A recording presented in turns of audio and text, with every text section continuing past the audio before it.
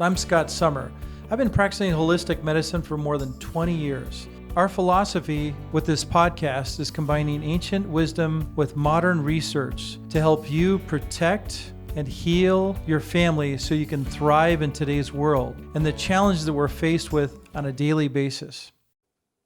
Hello everyone, Scott Sommer here, holistic healer. So I am so excited to be with you today to talk to you about such an important topic about how to get healthy and how do we achieve our goals with health. And it really starts with mindset. You know, so many people have come to me over the last 23 years where they've said to me, I really want to lose weight, and maybe you've been there before where you set this goal, you join the gym like so many Americans, it increases like 12% of Americans join the gym the first part of January. And you have all the intentions, to be there at the gym and go to the gym. And then you go for the first week or two, and then you forget about the gym. And so it happens also with eating healthy, so maybe you eat, the beginning of the year, once again, you eat some salads and you decide that you're going to really be healthy. And then before you know it, on your way home, there's a fast food restaurant that's convenient and easy and tasty. And then you fall back into the fries and the hamburgers and the shakes. So the question is why does this keep happening to so many people? And we know it's a real problem, right? Because over more than 80% of Americans are obese or overweight. And so that means that most of us are trying to figure it out. Most of us are trying to get healthy and live a longer, healthier life. And I believe, part of that is being happy. Looking and feeling great and being happy is part of being healthy. And so we know that it's not just about habits, that we have to look first at the mindset, which I'm going to teach you.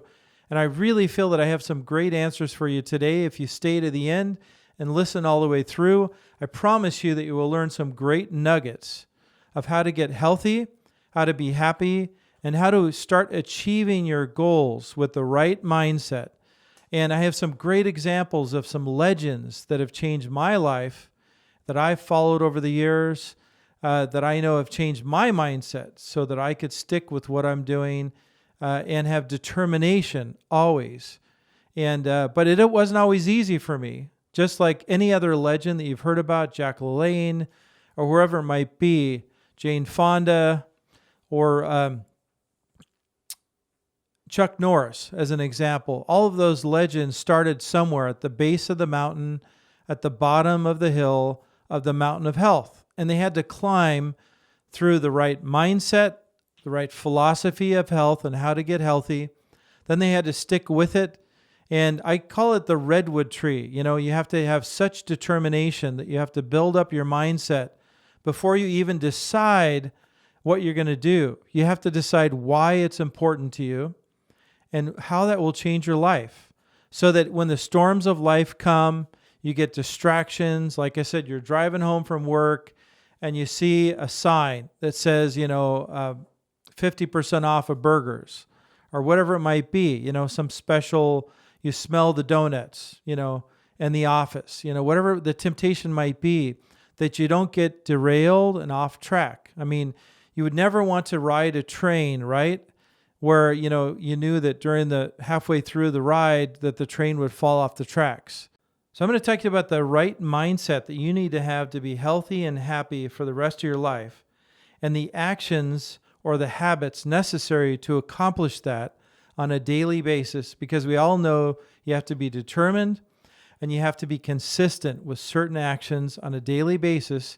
And we also know that the people that have been most successful, we call them the health and fitness legends, like Jack LaLanne, Chuck Norris, Jane Fonda, etc. And so I'm going to talk to you about all of these people and the solutions that I have that will change your life forever. We begin our journey with the mind. So when you think about it, it's, we know that it's what we think about the most that really matters, because what we think about eventually becomes a reality. And so if you're constantly thinking or worrying about your weight, but you're not doing anything about it and you don't have a plan, then you're not going to go anywhere. Nothing's going to happen. So you have to change your mindset to change your life. And so it always starts from the top, just kind of think of like your body's kind of the same way, right? Like our brain is on the top. So you got to start with the top of the mountain, if you will, of thinking. And so basically, I know myself that until I had a mindset when I was born with epilepsy, I had this belief system that doctors would tell me that I would never have a normal life. And so that was not the right mindset for me. But until I decided not to accept that mindset, I could have continued with that mindset, thinking that I would just not have a normal life, because that's what he told me. That's what my doctor and my pediatrician told me for years, until I was about 9 years old. And then my mindset completely changed. And it changed because there was some suffering for me in my life. And that was the epilepsy. The pain that it brought me was so great and so disrupting to my life that it brought me a lot of uncertainty as to what would happen to my body from day to day. Sometimes I just have these random seizures, but then I figured out later with time that they would be triggered by fatigue and too much sun and just dehydration. And those are the three major causes of my epilepsy, the triggers, if you will. So I had to change my mindset, and I went home that day when I was 9 years old, and I've told this story a few times. And when I went home, I went upstairs to my room, and I said a prayer. And in my the prayer is really what helped me to change my mindset, change my heart and my thinking. And that's really what mindset is about, is like your desires and your thoughts combined is really a mindset.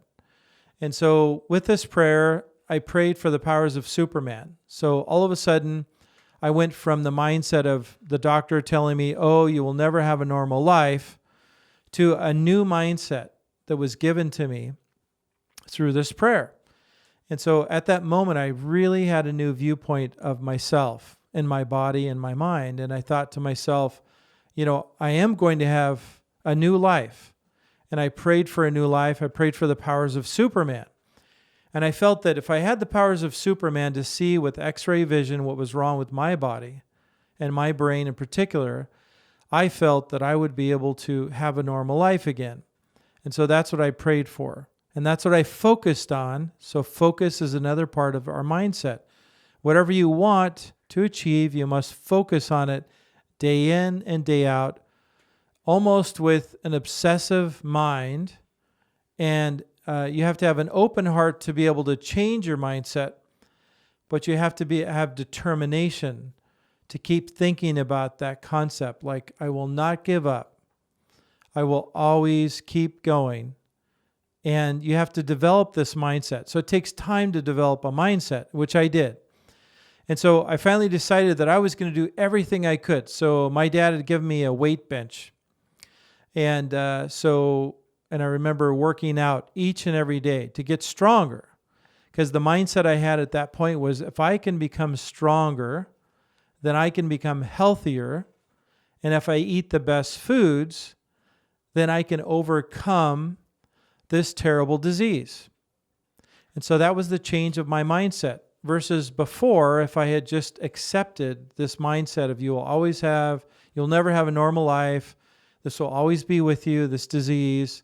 Then I could have easily just fallen into the trap of a low standard of health and living, accepting sickness and disease as a normal condition. So it's so important that you think this through and you realize that if you're thinking in a negative way, thinking there's no hope and there's no possibility of ever overcoming your problems, I'm here to tell you otherwise. I'm here to tell you that there is hope always. Nutrition will always make a difference. There's always something that you can do to change your health. But you must always start with the reason why you want to change your health. And so I call this pattern the 5 cycles of success. And basically we start with suffering. You have to recognize your pain. And you have to really dive into the pain, like really feel your pain. Like I felt it, right? Like I felt the epilepsy, just like you feel like, hey, you have to face I'm actually 30 pounds overweight. or I'm 50 pounds overweight, and this is terrible. It's embarrassing. It doesn't allow me to wear the clothes I want to. My friends don't want to hang out with me. My spouse is embarrassed of me. I don't have the energy I need, and I just feel awful. I'm not able to get the job that I want, and I don't even feel comfortable going to the gym. So all of the pain that you feel is where you need to start to change your mindset. You start with that. And then you, as you recognize your suffering and the problems that your problem is leading to for you and how it's affecting your life, then you have to have a new belief. And the new belief system you have to have is to have hope that there is hope for a change, that something that you can make a change that will change your life. And that's the second part to having a new belief system. And I believe in prayer. You might believe in meditation, whatever it might be, but you really have to have this belief system sink deep into your heart so that it's not just about focus, a mindset, but it's about your heart, what you feel in your heart to be true. Because you really have to believe this. You have to have a strong belief, so strong that nothing will get in your way. Determination. That's how determination comes about, is planting the seed of hope and consistency. Then the third part is that, of all the legends that I've read, and including myself, as far as what I've experienced personally, is that you get to a point to where when you've done this enough and you've watered these seeds of hope, then you get to a level of dedication. You feel so dedicated, as I did in overcoming my epilepsy, that there's no time in going back. I wasn't going to look back at the plow. I was going to keep moving forward with the plow, as a farmer would say, or as it says in the Bible, basically, that we have to look forward with faith, and we can't look back. Do not look back on the plow. And then finally, the other part is that once we become dedicated, then we become firm in our commitment. We become fully committed, and there's no going back. As you start climbing the mountain of health, you have to decide that you're not going back. You're not going to slide down the mountain of health. You might make mistakes. You might be tempted, but no matter what, you're going to keep climbing. You're going to keep climbing the mountain of health. And then finally, you have to develop habits. So you really have to do planning is the next step. So once you get the planning down, then you have to really lead, that action will lead to your habits. So habits, as we know, is really our routines. So you have to realize that people that are successful with health and the health legends that we're going to be talking about shortly, really they have habits that they do on a regular basis. So a habit is really a routine that we do on a regular basis consistently, and it has to be daily. Because as we all know, human nature says that, we can eat a salad once and then forget about it for, a couple months and then try to eat it again. But it will never be enough momentum of habits, like eating one salad is not going to change your life. But 100 salads will. So if you do one salad and you set a goal to eat a salad every day for 90 days, then that could actually be life-changing. And then once you get the momentum going with the habits, which is required to be able to be consistent, then all of a sudden you have this momentum flowing where you actually start achieving greatness. So now let's dive into these legends, these health and fitness legends, and how they've applied these principles of a strong mindset and then strong daily habits, and how they've maintained and left this legacy for us to follow. So one of the greatest legends, actually, that most people have no idea about is Bernard Mcfadden. So Bernard Mcfadden was born August 16th of 1868.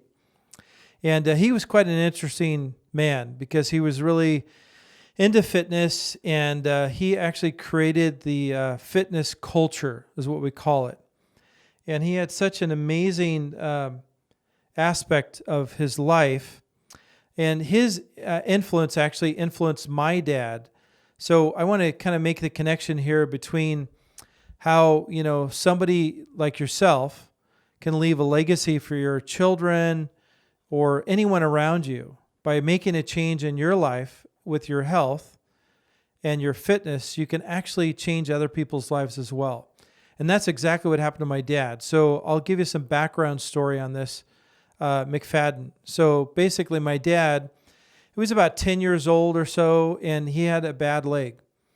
And so this leg prevented him, as he grew up in Cleveland, Ohio, he loved fishing on Lake Erie. And it was one of the greatest things he loved to do as a kid was to go fishing, dig for worms. He loved tractors growing up as a kid, but he was really prevented from doing these things for 6 months at a time. He'd have to, he was debilitated in bed because he had a bad leg. And then something else led to another problem for him when he had his appendix burst when he was 10 years old in the middle of a snowstorm on the way to the hospital. And so with all these experiences, my dad decided that he didn't ever want to go back into a hospital, even though they saved his life for the emergency.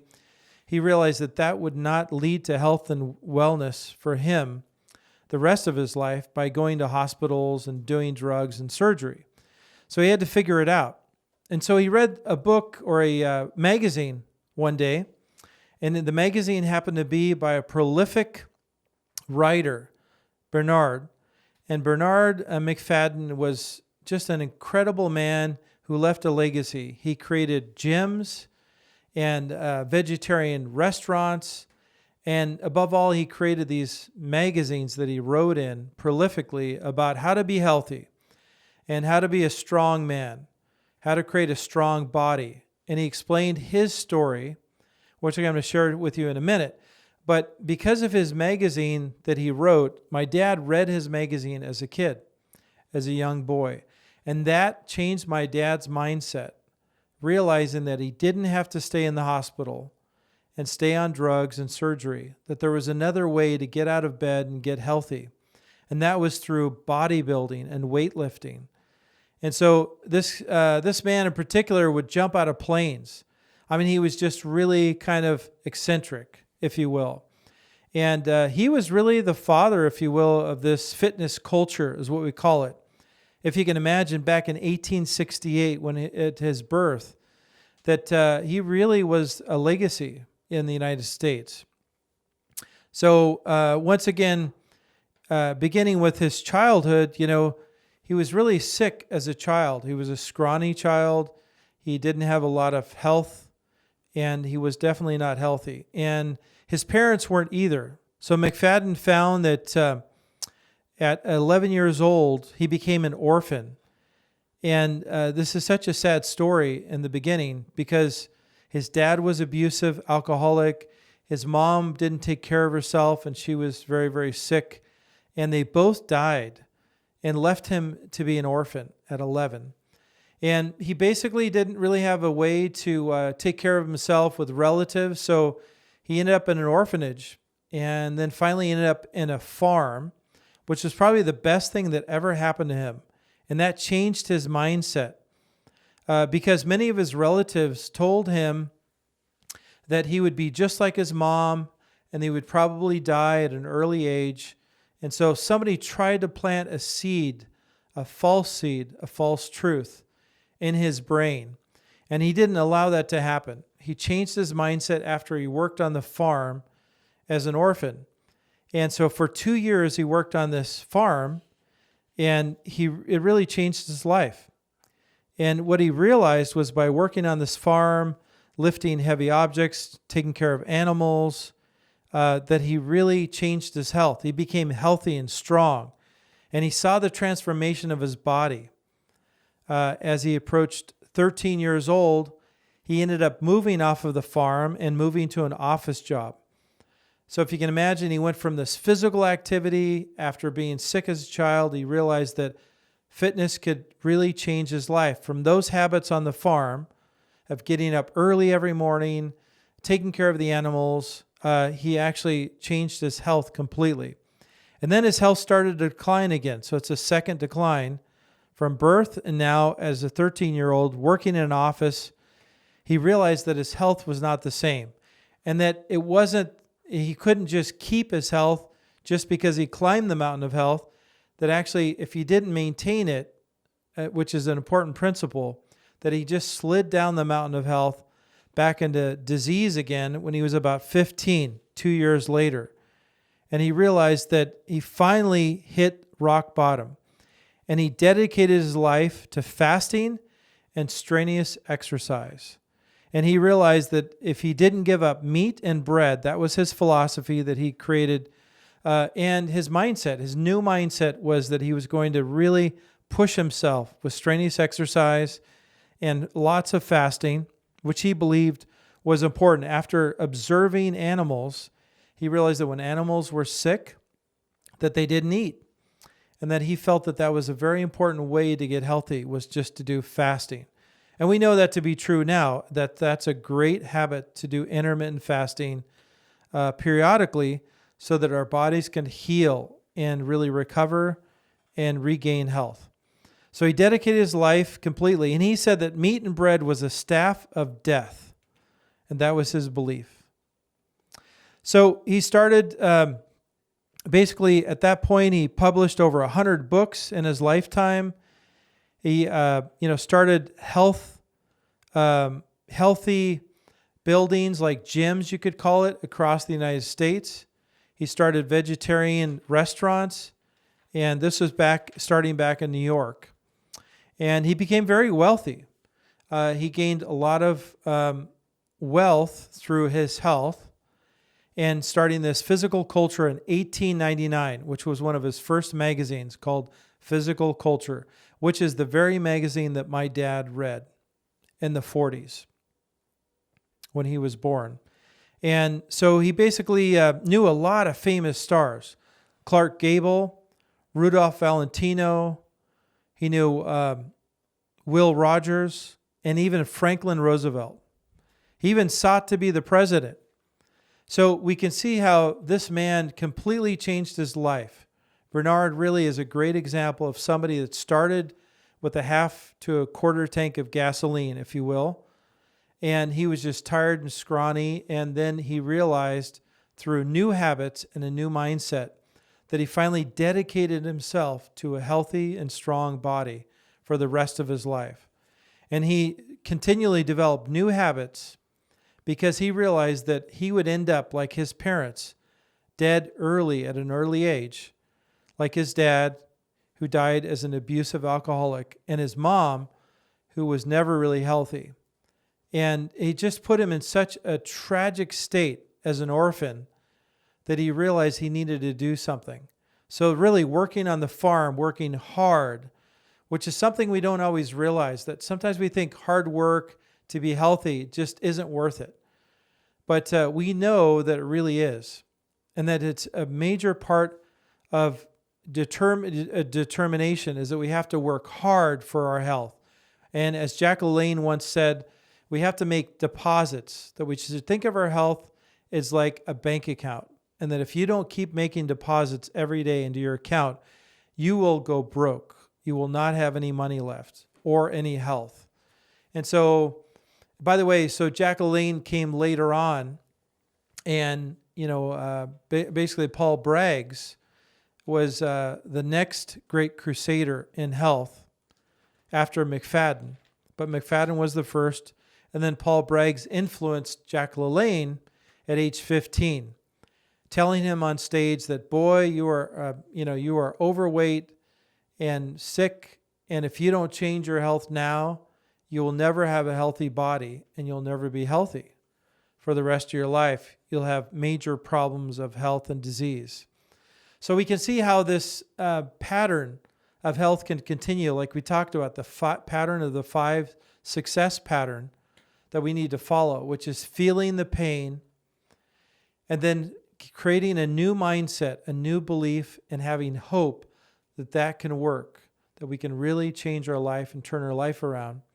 Asking for help, making a plan, and changing our habits, and being determined to follow those habits for the rest of your life. So as you can see, this is a great example, Mcfadden, of a person that was really struggling in life, just like you might be struggling with your weight, with your health. And, when you think about it, if you really have a deeper focus and a deeper mindset, which is the most powerful way to stay healthy the rest of your life, is that deep mindset that I call the Redwood tree mindset, where the roots go so deep that you are so determined that you determine your why. And when I ask patients in the room, I say, why do you want to get healthy? Why do you want to lose weight? Why do you want to lose 50 pounds? And the answers many times are something like, well, that way I can wear the clothes that I want to wear, or so I can feel better. And I'm like, okay, so why do you want to feel better? Well, because that way I'll have more energy. Okay, and why do you want to have more energy? And so I always tell them you have to go at least 5 levels deep when you're asking the why, so that you plant the tree deep, the roots deep into the soil of the earth, so that there'll never be a question when the storm comes, it will never blow over the tree because the roots are so deep. And then finally, 5 levels deep, I ask the same question again and again. And I say, so why is this important to you to stay healthy? And they say, because I want to be there for my grandkids. I want to see their wedding when they get married, to be at that event, to witness that event of the marriage of my grandchildren, and to be there for them for counsel, support, and to enjoy their lives with them. And so nothing could be more important, because most of the reasons why people want to do something, once their why is deep enough, it is connected to emotional need. And that emotional need always tends to be family or friends, because they want to be there with family and friends. I mean, what could be more important part of life, right? Enjoying our life with our family and our friends and being there for them. And the other is to be an example, to leave a legacy. So have you ever thought about leaving a legacy? Like, sometimes people leave riches to their kids. They leave, a castle maybe, or maybe a car, or just something that's physical in value, or even a company, maybe a business. But the thing is what if you work so hard in your life to be healthy and to be strong and to be have a great mindset, that you influence so many people beyond your family and your friends, but you became a global influence, possibly, of people around you and in your tribe, that they were so influenced that they actually started to do what you were doing, so that you became like Forrest Gump, running the marathon and having people behind you and not realizing why you were even doing the run. But unlike Forrest Gump, where he stopped, turned around, and said he was going home, basically, that, we don't have that choice. If you want to be a leader, if you want to lose your weight, if you want to be there for your grandchildren's wedding, you have to make this why so deep and be willing to do anything, which is the determination, which is the step of the 5 steps for health and wellness and determination. You have to be so determined that no matter what gets in your way, nothing will stop you. And that you will be like what I call the Iron Cowboy. The Iron Cowboy is the last example I'm going to give you, who's really my hero. So this man actually started off really kind of at a low point in life. He was actually not very successful. He worked in a bar. He really, life was pretty simple. He had a motorcycle. He didn't have a family, and he didn't have much vision for his life. And then he competed in this competition, which was a Ferris wheel. And the Ferris wheel was 10 people in the Ferris wheel, and whoever could stay, the rules were basically if you could stay still and not change your clothes in any way or move anything, that you had to actually be perfectly aligned, and just whatever for that day, you had to stay exactly the same. So there's this replication of staying still and kind of being stoic to win this competition. And so he made this mindset in his mind when he heard this competition on the radio, that he was going to compete in this competition, And at first, it didn't look like he was going to make it because when he called the radio show, he missed it by one call. And he was supposed to be caller number 7, and he was caller number 8. But he was so determined in his mindset that he told the talk show host that, please, this is so important for me to be on this show and this competition that I want you to put my name down and call me if anyone cancels. So sure enough, somebody canceled, and he became part of the competition. And he was one of the 10 participants on the Ferris wheel that went on for 8 days. And he won that competition. He was exact and precise, and he didn't give up, no matter how difficult the weather and no matter how much precision he had to be the same each and every day, determined to win the race. Then his wife kind of pushed him playfully into, she was a runner, and she kind of pushed him into being running a marathon. I think it was like a half marathon.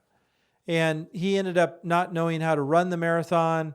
He ran too fast. He didn't pace himself. And he had all these obstacles, all these failures. So that's very common, of everyone that's successful today, that's a legend, a health and wellness legend. I promise you that they've fallen. They've broken their toes. They've sprained their ankles running marathons. They haven't completed the marathon, but they never stopped trying until finally they succeeded at developing habits with the right mindset. And that's what made them the legend that they are today, or that they became. So the Iron Cowboy began running marathons, and he became so good at running, finally, triathlons as well, that he competed and set a goal for himself with a great mindset to run 50 Iron triathlons in 50 days in 50 states. So this is a true story. This man is running today. He upped the game after competing that and completing that competition, his own competition against himself. He is now in the process of running 100 Iron triathlons in 100 days. I believe that he will complete this. He's like on day 43 right now. He's there with his family, who gives him full support. He runs with the community. And his purpose is really he's supporting raising money against sex trafficking. He's raising money for shelters or, to build schools. And so he has a great purpose. His purpose is not just to run the race and say that he's a great athlete, but he's fully supported by his family, his friends, and his purpose is so deep that even when he breaks his toe and he can't run any further, he keeps going. So this is the best example that I can tell you to this day of a person that's so determined because their mindset is clear on what they need to do, no matter how difficult it is, how painful it is. It's more painful not to do the race and complete it.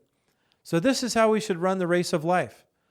I believe that we should run it strong, finish strong, start strong, and finish strong in order to finish the race of life.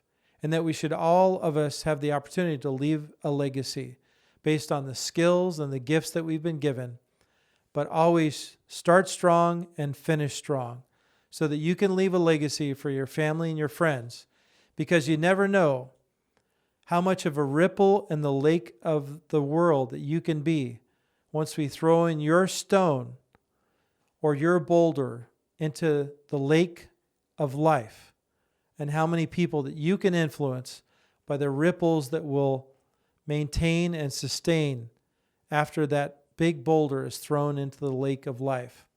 So remember, you never know how much better you can feel, and you never know, but you always have to start with your mindset first.